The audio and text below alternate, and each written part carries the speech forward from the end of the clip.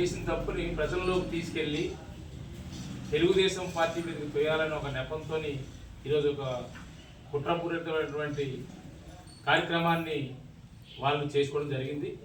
ఈరోజు గిరిజన సంఘాలు, మా గిరిజన పెద్దలు అందరూ ఈ ప్రాంతం కోసం జీవో నంబర్ 3 ఏదైతే 1986లో 275 అని చెప్పేసి ఎన్టీఆర్ గారు గిరిజన ప్రాంతంలో 100% కూడా గిరిజన ప్రాంతంలో గిరిజనులే ఉపాధ్యాయులుగా ఉండాలని ఒక జీవో నెంబర్ తీసుకుని వస్తే ఆ నెంబర్ని ఈరోజు మళ్ళీ కొన్ని చట్టరీత్యా కొన్ని ప్రాబ్లమ్స్ వచ్చినప్పుడు అది మరి 2000లోని చంద్రబాబు నాయుడు గారు మళ్ళీ దాన్ని జీవో నెంబర్గా తీసుకుని గిరిజన ప్రాంతంలో 100% గిరిజనులకే ఉద్యోగాలు ఉండాలని చెప్పేసి జీవో నెంబర్గా 3 కానీ దాన్ని మళ్ళీ పునర్నిర్మించి చంద్రబాబు నాయుడు గారు చేస్తే దాన్ని కాపాడుకోవడం చేతకైనటువంటి గవర్నమెంట్, వైసీపీ గవర్నమెంట్ వల్ల 2020లోని ఎవరో సుప్రీంకోర్టులో వేస్తే దానికి 100% గిరిజనులకు ఇవ్వడం కరెక్ట్ కాదని సుప్రీంకోర్టు దాన్ని ఆ రోజు కొట్టడం జరిగితే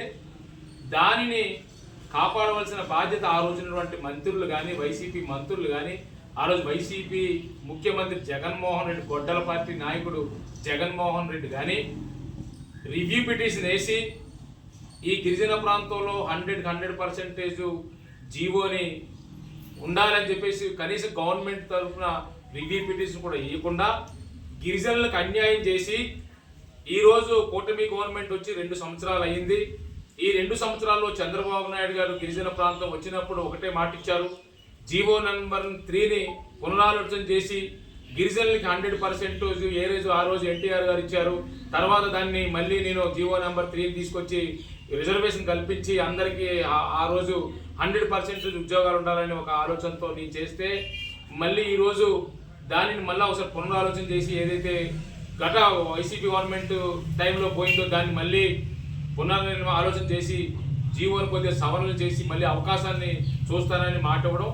ఈరోజు మేము చిత్తశుద్ధితో ఉన్నటువంటి తెలుగుదేశం పార్టీ నాయకులు గిరిజనులుగా మేము మా పార్టీ మీద ఉన్నటువంటి కూటమి గవర్నమెంట్కి మేము దృష్టికి తీసుకెళ్తున్నాం. మాకు ఉన్నటువంటి మనోభావాలు, మా ప్రాంతం సమస్యలు కూడా చూడాలని చెప్పి మేము తీసుకెళ్తున్నాం. ఖచ్చితంగా చేస్తారని మేము చేస్తారో ఖచ్చితంగా చేసి చూపిస్తారు చంద్రబాబు నాయుడు గారు. ఎందుకంటే ఆ జీవో తెచ్చింది మేము. ఈరోజు రాజకీయ ప్రచారం కోసం, రాజకీయ లబ్ధుల కోసం నేను ఈరోజు చెప్తున్నాను. వైసీపీలో ఉన్నటువంటి వ్యక్తులు నిన్న ఒక ఎంపీ గారు మాట్లాడారు, మన ఎంపీ గారు వాళ్ళ సొంత మాయ గారే ఆ రోజు అసెంబ్లీలో ఎమ్మెల్యే.